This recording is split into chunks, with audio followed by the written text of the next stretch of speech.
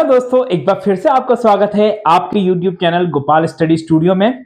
दोस्तों, जैसे कि आप जानते हैं आजकल के कॉम्पिटिटिव इन्वायरमेंट में ये काफी इंपॉर्टेंट है किसी भी इंडस्ट्री के लिए कि वो क्वालिटी प्रोडक्ट डेवलप करें। तो दोस्तों, क्वालिटी का एक बहुत बड़ा मतलब ये भी होता है कि आप एक्यूरेट प्रोडक्ट बना रहे हैं। और यहाँ पे बात करें एक्यूरेसी की, तो एक्यूरेट प्रोडक्ट बनाने के लिए दोस्तों आपको चाहिए एक्यूरेट मशीन्स।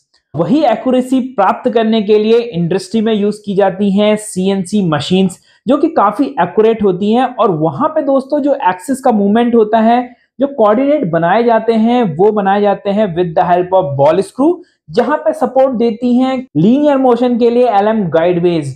तो दोस्तों आज मैं आपको बताने वाला हूं एलएम गाइडवेज के बारे में।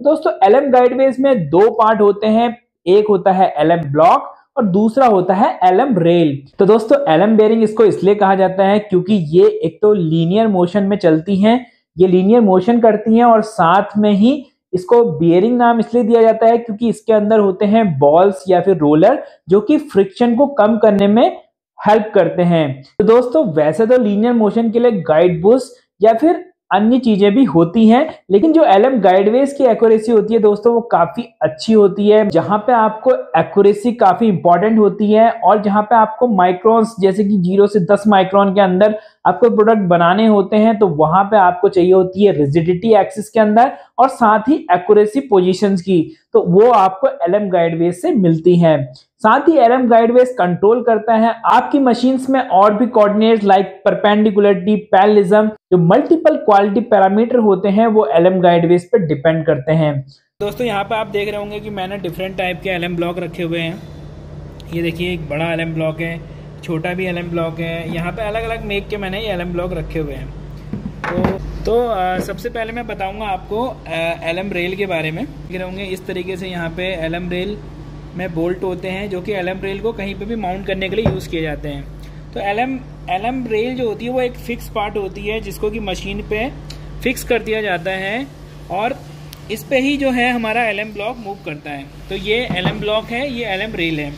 अब यहाँ पे लीनियर रेल में मैं बताता हूँ आपको कुछ इंपॉर्टेंट चीज़ें।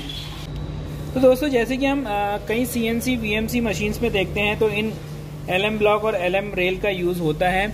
और यहाँ पे जो भी एक्सिस हमारे लीनियरली मूव करते हैं, तो लीनियर एक्सिस जितने भी मूव करते हैं तो वहाँ पे एक्यूरेसी के लिए एलएम ब्लॉक और एलएम रेल यूज़ किए जाते हैं। तो एलएम रेल और एलएम ब्लॉक का सिलेक्शन जो होता है वो बेस्ड ऑन कितना आपकी वहाँ पे लोड है और कितना स्पीड है, उस तरीके से सेलेक्ट किया जाता है। तो या फिर कटिंग लोड कितना है, उस बेस पे आपका ये सिलेक्शन किया जाता है कि आप कितना हैवी वहाँ पे एलएम ब्लॉक लगाएंगे। और उसी हिसाब से हमारा जो एलएम रेल है और एलएम ब्लॉक का साइजेस होते हैं। तो यहाँ पे जो मैं आपको दिखा रहा हूँ एलएम रेल, तो ये एलएम रेल एक छोटी मशीन का है जहाँ पे कटिंग लोड भी काफ़ी कम है और 10 mm 12 mm के ड्रिल इस तरीके से चलते हैं।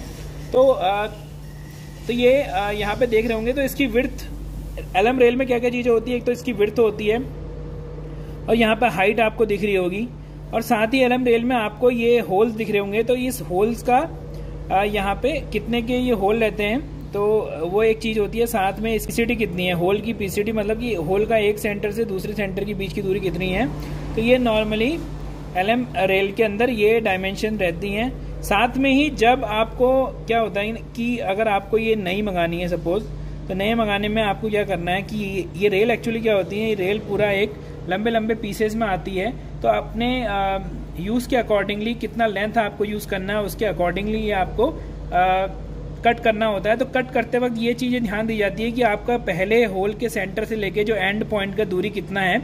तो अगर आपका जो एग्जिस्टिंग एलएम रेल जो लगा हुआ है, अगर आपका सेंटर से डिस्टेंस सपोज यहाँ पे कॉर्नर का डिस्टेंस 20 mm है, तो आपको जब नया मंगाना है तो ये आपको मेंशन करना पड़ेगा कि पहले होल के सेंटर से लेके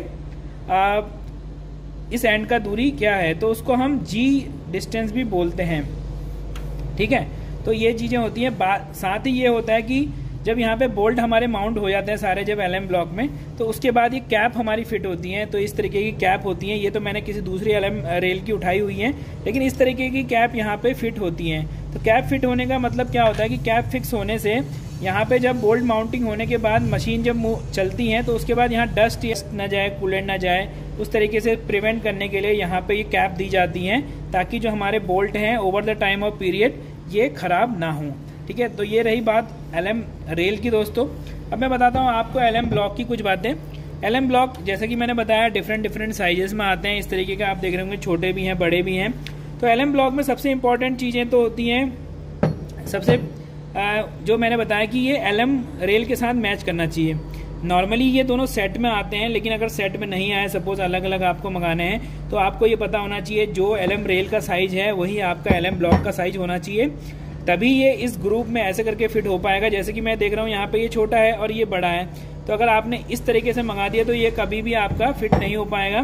तो आपको जब भी एलएम ब्लॉक सेलेक्ट करने हैं वो एलएम रेल के अकॉर्डिंग करने हैं। और उसके अलावा जो चीज़ें हैं यहाँ पे आप एलएम ब्लॉक में देख रहे होंगे, यहाँ पे ड्रिल्स और कुछ टैप्स करे हुए हैं। तो ये इसकी जो माउंटिंग है दोस्तों ये अकॉर्डिंगली होती है कि मशीन पर आपका क्या माउंट होना है। सपोज आपका मशीन के कुछ जो फिक्सचर इसके ऊपर माउंट होना है, या कुछ डोर इसके ऊपर माउंट होना है, या कुछ भी चीज़ इसके ऊपर माउंट होनी है, तो उसका जो होल का पीसीडी है ये उससे मैच होना चाहिए, तभी आपका जो एलएम ब्लॉक है उसके ऊपर आप उसको इजीली माउंट कर पाओगे।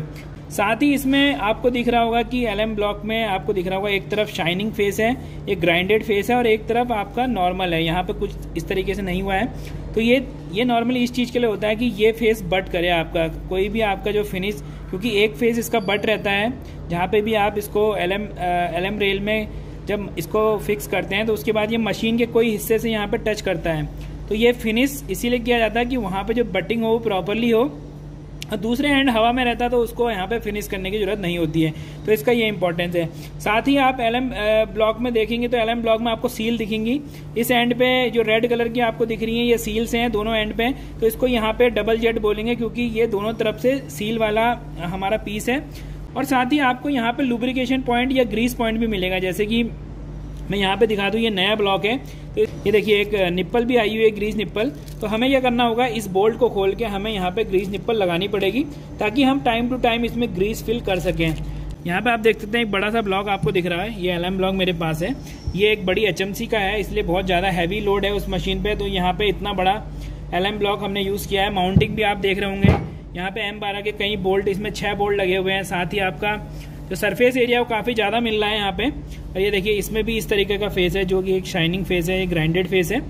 और यहाँ पे सील्स आप देख रहे होंगे, तो सील्स में यहाँ पे आपको दिखेंगे, देखिए ये पॉइंट दिख रहे हैं, तो यहाँ पे आप ग्रीस या फिर लुब्रिकेशन की पॉइंट जोड़ सकते हैं ताकि आपका टाइम टू टाइम एज पर एप्लीकेशन आपका होता रहे, ताकि जो हमारा अंदर आपको दिख रहा होगा, तो ये जो हमारा कई एलएम ब्लॉक में क्या होता है, बॉल्स होती हैं।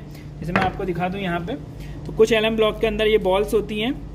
बॉल्स में क्या होता है, पॉइंट कांटेक्ट होता है, तो जहाँ पे वाइब्रेशन ज़्यादा होते हैं, लोड ज़्यादा होते हैं, वहाँ पे हम सिलेंड्रिकल प्रोफाइल वाली रोलर्स यूज़ करते हैं। तो यहाँ पे आप देख रहे होंगे ये रोलर एलएम ब्लॉक है, रोलर इसमें है, और यहाँ पे ये बॉल वाले हैं।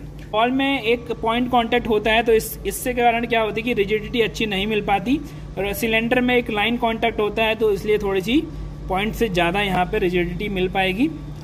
दोस्तों आशा करता हूं ये वीडियो देखने के बाद आप समझ गए होंगे कि एलएम ब्लॉक और एलएम रेल क्या होता है, नॉर्मली इसमें क्या क्या चीजें इंपॉर्टेंट होती हैं, कैसे इसको सिलेक्शन किया जाता है, क्या क्या चीजें हमें ध्यान रखनी है असेंबली के टाइम पे। अगले वीडियो में मैं दोस्तों बताऊंगा आपको कि एलएम गाइडवेज की डिस्क्रिप्शन कैसे लिखी जाती है और डिस्क्रिप्शन में क्या चीजों का मतलब क्या होता है, ताकि आप इजीली समझ जाएं कि आपने जो सिलेक्ट किया है गाइडवेज वो सही किया है या नहीं।